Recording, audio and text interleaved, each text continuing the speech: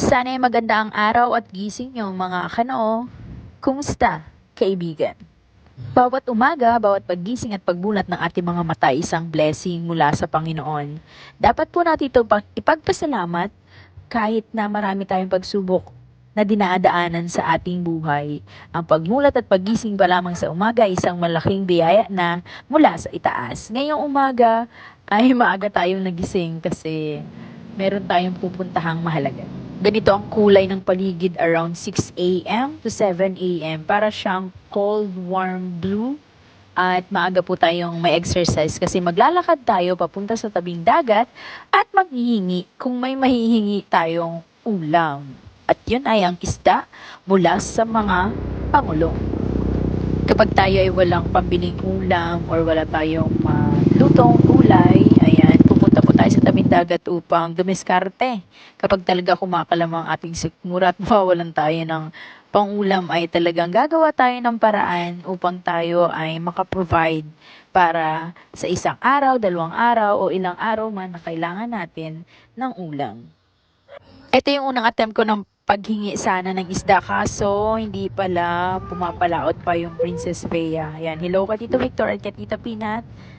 Ayan, dyan po ako lagi humihingi ng isda sa kanila. At ito yung pinakang tabing dagat na pinagtatabihan nila kapag may huli o wala or dito man sila pondo ng kanilang pangulong.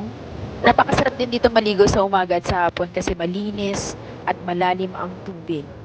Kapag sa ganitong pagkakataon, lagi kong naiisip at naaalala si tatay. Kasi dati, hindi mo na kailangang manghingi ng isda kasi automatic araw-araw may uwi yung pangulam. Minsan may kawat ka pa na pwede mong ipakilo. Kaya may time talaga na medyo nahihiya pa akong humingi kasi nga hindi ako sanay. At nasanay talaga kami na hindi na kami yung problema ng pangulam. Lalo na kung taghuli at maraming biyaya ang dagat. At ito na ngayong kasunod na attempt. At nakikita ko na may huli naman ang Pangulong. Yan, ibang Pangulong yan, hindi ko alam kung kanino. Pero try natin kung meron tayong kakilala sa arawan or sa pag-aarawan, paghihingi ng isda, dapat marami kang kakilala. Kasi kung wala kang kakilala, wala kang mahihinging isda, kahit magmulaga ka dyan, ayan, wala kang mapapala. So, dapat ay may kakilala ka para hingan mo lang, pakausapan mo lang na kailangan mo pang ihaw or pang ulam, bibigyan ka agad nila. At yan, medyo nakikisyoso ako dito sa pagkilo. Tinatanong ko rin kung magkano ang kilo ng isda dyan. At ayan, busy-busy po ang ating mga grumiti na magpakilo ng kanilang kawat. Nakita ko si Tito Tupe. Hello, Tito Tupe. Salamat sa isda na binigay mo. Humingi ako sa kanya at kahit kaunti yung kanyang isda, binhagihan pa tayo. Salamat po. Kahit pala hindi pumapalaot yung Princess Bea ay sumasama sila sa ibang pangulong. Ano pa tayo mamaya ng iba nating kakilala? Ito yung mga sariwa na isda, nakakahuli lamang. Nakahinga rin pala tayo kay Kuya Ramos at kay Ate Bude. At syempre binigyan din tayo ni Jay. Maraming salamat sa libreng isda. May pangulam na. At pumunta rin kami dito sa bandang Pierre. Ayan, minsan lang ako mapadpad dito. Chat natin kung may kakilala din tayo. Kasama natin si na Sir Carlo at sabi niya, may kilala siya dito, yon si Saddam. Yan, sana may huli si Saddam. Check natin kung pagtabi nila ay merong isda. Naghintay kami dito at napansin namin na marami ng pangulong ang nakatabi. Nagsisilid na sila ng lambat at meron ding mga namimili ng isda na nagbabantay doon sa may bandang dulo ng pier doon. Nagtatanong kami kung meron pang tatabi pero meron pa daw at hintay lang tayo ng konti dahil mamaya ay marami ng biyaya. May dumating nga pa ng Pangulong, kaso, yan, wala pala tayong kilala doon. May huli sila, may takal silang parang isa o dalawang pong.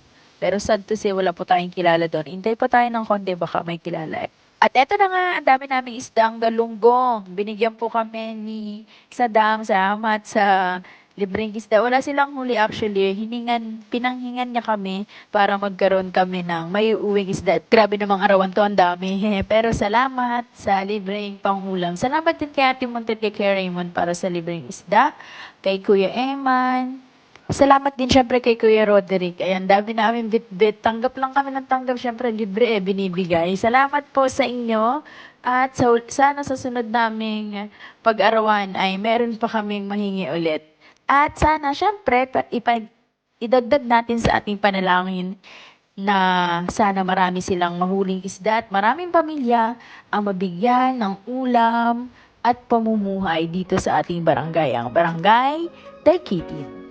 Medyo matagal na nga pala tayong member ng Arawan, kaso tuwing weekend lang tayo nakakahingi. Sabado-linggo kasi merong pasok, tuwing Lunes at hanggang Biyernes. Ayan, meron tayong summer class at hindi tayo makapag-arawan.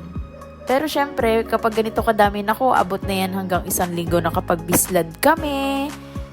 Ayan, sarap yung prituhin ng habang hindi pa binibilad or nabilad ng konti, na kapag sinabaw kami na nilagyan namin ng pampaasim na kalamyas. Ayan, napakasariwa ng isda at napakasarap. Ayan, sarap humigop ng sabaw, maasim-asim sa umaga na ipapartner mo sa kaning lamig or bahaw, sulit ang iyong umaga. Ayan, kumukulo-kulo na ang ating sinabaw. At saktong lagay lang to ng asin para masarap yung timpla niya, ma-appreciate natin yung asim ng kalamyas. Lagyan din natin ng kaunting talbos ng kamote. At isa sa pinakababorito ko ay ang inihaw na sariwang isda na iniihaw sa bunot. Para siyang inatinapa. Masarap kasi manamis-namis yung lasa niya at juicy yung loob. Dumalasa yung usok dun sa balat. Talagang napakasarap. Isausaw mo lang sa sukang tuba, ay sulit. Mapaparami ang kanin at maganda ang simula ng umaga. Siyempre, may pahabol pa kaming sinaing sa asin na pangmatagalang ulam to dahil siya ay merong suka. Maraming salamat sa panonood!